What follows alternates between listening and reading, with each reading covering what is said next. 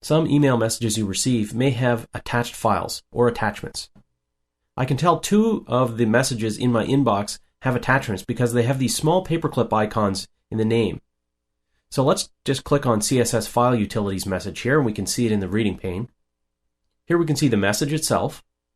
We can see that there's 2 attached files here, one called test user data and another one a PDF document. And as you can see the name of the file and the size it is, and the icon usually indicates what type it is. If you want more information, just leave your mouse pointer over top of the file and it'll tell you the name, the type, and the file size of the file. Now there's a banner at the top that indicates that Outlook blocked access to one of the attachments, called colorgenerator.exe. And it did that because this is an executable file. And by default, just to help keep you safe, Outlook's going to block access to any executable. And that's because they could be viruses or malware or other unsafe type of files that you might not want to run. So if you want somebody or need somebody to send you an executable file, the best thing to do is either ask them to rename the file to something that's not executable, or, and this is usually the best course of action, ask them to compress it or zip it up for you first and email you the zipped copy.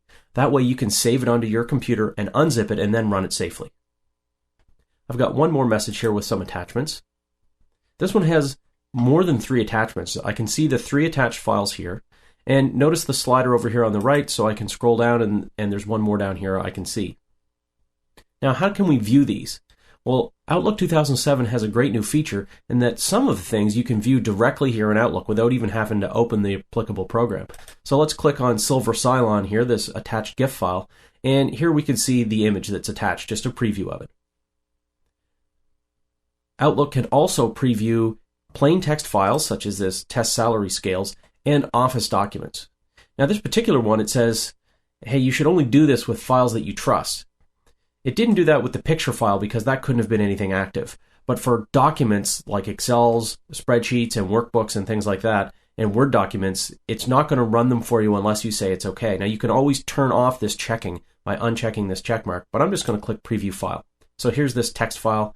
I can click on Test User Data here. It's going to check with me again, but if I click Preview, I can see a preview of that worksheet. Now, of course, you can also view those files by opening the message up itself. So if we open up the message in full, we can see all the attachments, and in a similar manner, we can click on them and preview those attachments directly in Outlook. Now, if you choose, you can download any of these attachments. You can do that by choosing one and right-clicking on it and choosing Save As. That will let you save that to your hard drive. Or, from the Office button, you can go down to Save As, and one of your options here will be Save Attachments.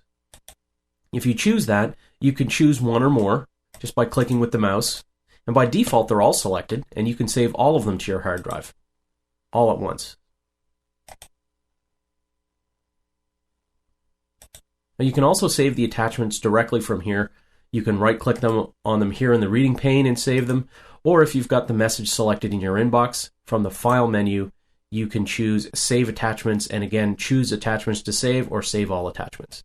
So quick and easy to save attachments, and really speedy to see what they are with the preview functions.